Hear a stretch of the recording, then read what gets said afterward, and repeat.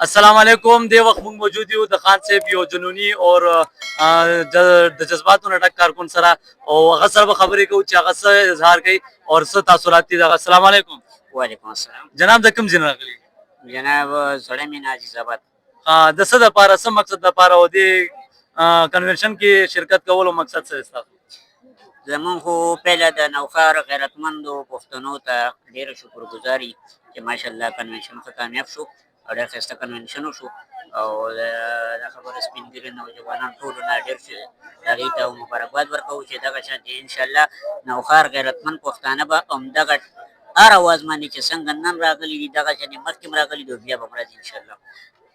او بله خبره دا ده چې موږ په دې انتظار کې چې د خان صاحب له طرف نه کوم پیغام راغلی چې هغه موږ سپورټ ته ولوله. تاسو هم د خان صاحب د پیغام انتظار کوئ او که څه پیغام راشي شرکت کولو له تیار یې؟ انشاءالله هر ټایم په نیمه شپه باندې کړي مو هم دي او بیا به هم کوو. په ظاهره خو ښکاري چې قوم پوره تیار دی او د نوښار خلکو هم دا واضحه کړه چې د خان صاحب په یو وړوکي کول باندې هم دا خلک هر قسم قربانۍ له تیارېږي. د دې جذبې باره کې ستاسو څه خیال دی؟ انشاءالله دا د کوم پاور او کومه جذبه ده نو دا چا سره نشته دی، خو مین خبره دا ده چې موږ د ملکو حالاتو ته هم ګورو دغه ته هم ګورو.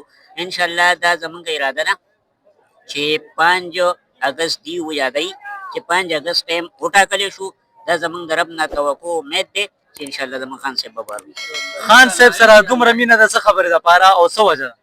الحمدلله خان صاحب چې څه کړي دي نو هغه زموږ د عوامو دپاره کړي دي. د هغه اواز چې دی نن چې په جیل کې د عوامو دپاره دی، څه په نورو خبرو باندې نه دی پروت. نو څه وایې چې دا تحریک به کامیاب شي او د خان صاحب رهایي یا د دې نظام بدلون دا ممکنه دی په دې تحریک کې؟ یاره انشاءالله امید خو شته د رب نه. ډیره مهرباني. تاسو ټولو واورېدل چې په دې حالات کې هم دغه یو امیر صاحب دغه یو د عمران خان کارکون څومره جذبه لري او څومره د عمران خان صاحب د رهایي دپاره سرګرم دی. تاسو هم ولیده.